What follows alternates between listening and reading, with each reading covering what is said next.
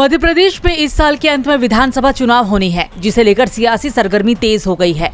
प्रियंका गांधी आदिवासियों के गढ़ धार के मोहन खेड़ा में 5 अक्टूबर को जनसभा करेंगी, तो दूसरी ओर प्रदेश में आदिवासियों समुदाय की पार्टी जेएस के साथ भी कांग्रेस का गठबंधन तय हो गया है। दरअसल एमपी में आदिवासी वोट सबसे ज्यादा महत्वपूर्ण है। राज्य में करीब 21% आदिवासी मतदाता हैं और इनके लिए 47 सीटें आरक्षित हैं। करीब 100 सीटों पर आदिवासी वोटर निर्णायक माने जाते हैं। इसीलिए मध्य प्रदेश की सियासत में कहा जाता है कि जहां आदिवासी जाएगा, सत्ता भी वहीं जाएगी। आदिवासियों को अपने पाले में लाने के लिए कांग्रेस ने जेएस के साथ गठबंधन की पूरी तैयारी कर ली है। धार, झबुआ, अलीराजपुर सहित मालवा के कई जिलों में जेएस का प्रभाव रहा है। वहीं साल 2018 में हुए विधानसभा चुनाव में कांग्रेस 31 सीटों पर जीती थी और बीजेपी महज 16 सीटों पर सिमट गई थी और कांग्रेस सत्ता में आई। इसके बाद से ही कांग्रेस आदिवासी समुदाय में अपनी पैठ को लगातार मजबूत बना रही है और जेएस के साथ कांग्रेस के गठबंधन होने के बाद कांग्रेस को और भी ज्यादा मजबूती मिलती हुई दिखाई दे रही है। राजनीतिक विश्लेषकों की माने तो राज्य के मालवा और निमाड़ इलाके में जेएस का सबसे ज्यादा प्रभाव है। वहीं आदिवासी वोट बैंक महाकौशल और विंध्य इलाके में भी है। एक मीडिया कार्यक्रम में शिरकत करने पहुंचे शरद पवार ने कहा, मेरी एक बार दिल्ली की सीटों को लेकर अरविंद केजरीवाल से बात हुई थी। आज की तारीख में कांग्रेस के पास दिल्ली में 0 सीटें हैं। केजरीवाल ने मुझसे कांग्रेस से चर्चा करने का आग्रह किया कि क्या वे 7 सीटों में से 3 पर मानने को राजी हैं। वर्तमान में दिल्ली की सभी 7 लोकसभा सीटों पर भाजपा का कब्जा है। बता दें कि विपक्षी गठबंधन अगले साल होने वाले लोकसभा चुनाव में सत्ताधारी भारतीय जनता पार्टी के खिलाफ मजबूती से उतरने का प्लान बना रही है। गठबंधन के अंदर कई मुद्दों पर बात बन चुकी है, लेकिन सीट शेयरिंग का मामला अभी भी लंबित है। दिल्ली में कांग्रेस चाहती है कि वो सभी सीटों पर लड़े, लेकिन केजरीवाल इतनी आसानी से मानने वाले नहीं हैं। हालांकि हाल ही में केजरीवाल गठबंधन के प्रति अपनी प्रतिबद्धता जता चुके हैं। केजरीवाल ने कहा था, आप इंडिया गठबंधन के लिए प्रतिबद्ध हैं। हम गठबंधन से अलग नहीं होंगे। हम गठबंधन के धर्म का पालन करने के लिए प्रतिबद्ध हैं।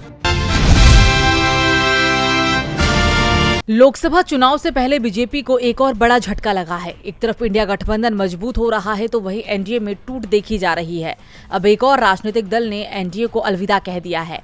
अभिनेता और राजनेता पवन कल्याण ने एनडीए का साथ छोड़ दिया है। उन्होंने गुरुवार को कहा कि वो मुश्किल वक्त में टीडीपी का समर्थन करने के लिए बीजेपी नेतृत्व वाले एनडीए से बाहर जा रहे हैं। उन्होंने कहा कि आंध्र प्रदेश के सुशासन और विकास के लिए जनसेना टीडीपी की जरूरत है। पवन कल्याण ने कृष्णा जिले के पेडाना में आयोजित एक सार्वजनिक बैठक में कहा कि टीडीपी एक मजबूत पार्टी है और आंध्र प्रदेश को राज्य के विकास के लिए, सुशासन के लिए तेलुगु देशम पार्टी की जरूरत है। आज टीडीपी संघर्ष में है, हम उनका समर्थन करेंगे। ऐसे में टीडीपी को जन सैनिकों के समर्थन की जरूरत है।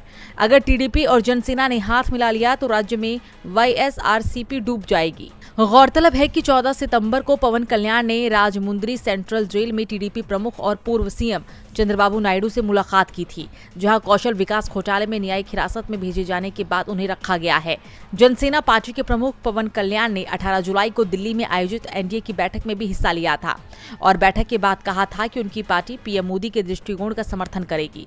लेकिन अब पवन कल्याण ने फैसला किया है कि उनकी पार्टी अब एनडीए का हिस्सा नहीं रहेगी।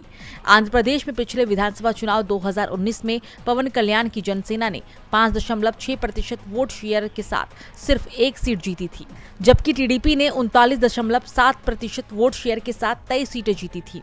वाईएसआरसीपी ने 50.6% वोट शेयर के साथ 151 सीटों पर जीत हासिल की। इस बीच टीडीपी सुप्रीमो चंद्रबाबू नायडू अभी भी न्यायिक हिरासत में है। आंध्र प्रदेश के पूर्व मुख्यमंत्री और टीडीपी प्रमुख को करोड़ों रुपए के कौशल विकास घोटाला मामले में आपराधिक जांच विभाग यानी कि सीआईडी ने 9 सितंबर को गिरफ्तार किया था।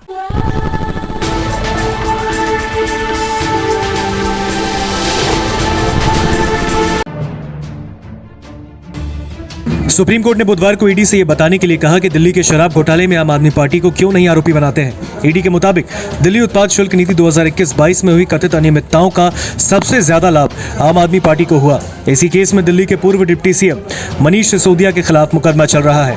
अब आम आदमी पार्टी के सांसद संजय सिंह को भी ईडी ने गिरफ्तार किया। सुप्रीम कोर्ट की टिप्पणी ईडी और सीबीआई के द्वारा जांच किए जा रहे अलग अलग मामलों में जमानत की मांग करने वाली मनीष सिसोदिया द्वारा दायर अपील पर सुनवाई करते समय आई।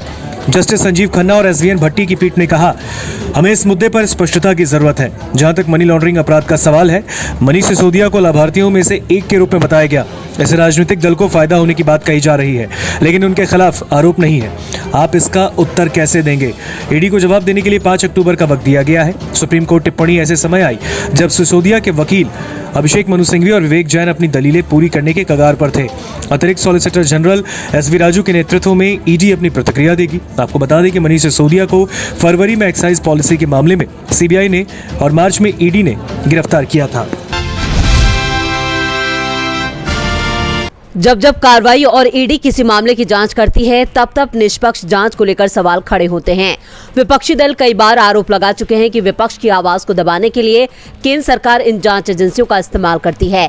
इन्हीं आरोपों को लेकर सियासत भी गर्म रहती है। वहीं लोकसभा चुनाव 2024 में अब कुछ ही महीनों का वक्त बचा है। ऐसे में ईडी सीबीआई की ताबड़तोड़ कार्रवाई ने केंद्र सरकार को सवालों के घेरे में खड़ा कर दिया है। दरअसल दिल्ली के आबकारी घोटाले मामले में प्रवर्तन निदेशालय यानी ईडी ने बुधवार को आम आदमी पार्टी के वरिष्ठ नेता और राज्यसभा सांसद संजय सिंह को गिरफ्तार किया। ईडी ने संजय सिंह के दिल्ली वाले घर में बुधवार सुबह 7 बजे से छापेमारी की कार्रवाई शुरू की थी। ईडी ने कई दस्तावेज जब्त किए थे।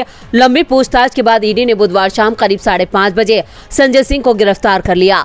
आबकारी नीति केस की चार्जशीट में संजय सिंह का नाम है। वहीं इस केस में मनीष सिसोदिया फरवरी से ही जेल में बंद है। वहीं इस मामले को लेकर ईडी ने सुप्रीम कोर्ट को कहा है कि मनीष सिसोदिया नहीं, इसका सीधा फायदा आम आदमी पार्टी को मिला है। ईडी की कार्रवाई के बाद से ही विपक्ष मोदी सरकार पर हमलावर है। इस कड़ी में अब शिवसेना यूबीटी सांसद संजय राउत ने मोदी सरकार पर निशाना साधते हुए कहा कि इंडिया गठबंधन के जो लोग सरकार और उनकी तानाशाही के खिलाफ खड़े होकर उनसे सवाल पूछ रहे हैं, उन सभी को ईडी, सीबीआई और आईटी का सामना करना पड़ेगा।